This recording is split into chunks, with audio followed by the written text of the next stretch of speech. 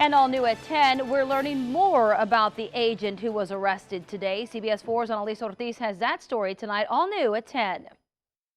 Joel Luna, who is now charged with murder in a cartel-related case, worked for the Laredo Border Patrol sector. But Cameron County Sheriff's investigators say he's from this neighborhood in San Juan. Neighbors who didn't want to be seen on camera tell CBS 4 News they're surprised to know who was living down the block. No se oye nada de droga ni nada. Está bien pacífico.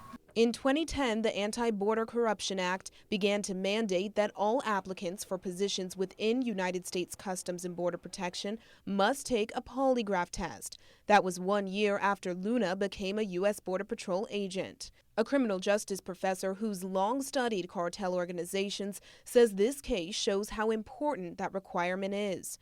One of the questions they ask is like, do they have a lot of contact with people in Mexico because of those concerns? Resendez says Luna's case isn't as shocking as some might think.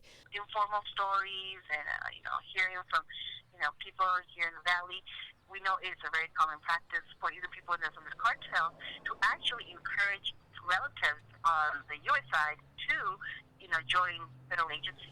However, Cameron County Sheriff Omar Lucio says it's very rare for people who are linked to the Gulf Cartel to also wear a badge. I've been here in this kind of business for a long time, 50 plus years, and in 50 plus years you find one or two.